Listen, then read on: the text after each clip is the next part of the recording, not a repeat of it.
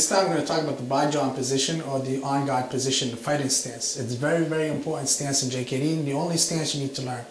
There are a couple other stances like the natural stance or the Wing Chun stance, the Jeet Kune Do, but that's not a fighting stance. The fighting stance in JKD is the By-Jon position, and that's very important. I'm going to explain it step by step. Okay, the first position, I want your feet together, hands by your side, and take a nice healthy step forward.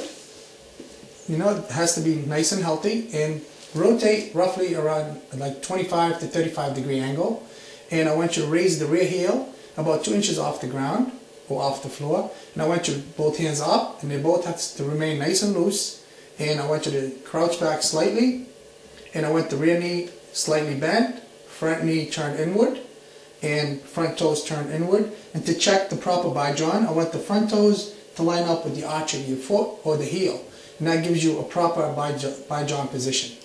So again, I'm just going to go to a natural position.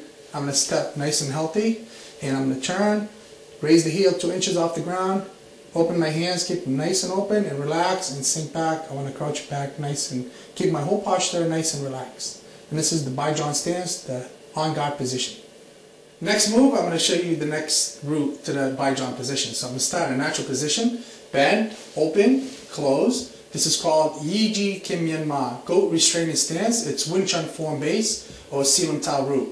So I'm going to rotate on an angle, raise the heel, and crouch back. Here's your By-Jon position. Okay, next technique we're going to explain the By-Jon position. So Andy's going to go into his By-Jon stance, on guard fighting stance. Okay, first one. Elbow is very important, has to be in to protect your front ribs. Front hand, never clenched, open. So you only close at a moment of impact or 2 inches before the target. Rear elbow to protect the rear ribs. Rear hand has to stay open. It's going to be heavily used for blocking. Rear knee slightly bent, crouch back slightly, turn inward. Rear heels raised 2 inches off the ground. Front knee turn inward to protect the groin area from any kicking. Front foot is turned inward, not outward. Never stand this way. Always has to be on an angle. Make it very easy for you to block somebody if they try to throw a kick to the groin area, so this way you can block them very easily.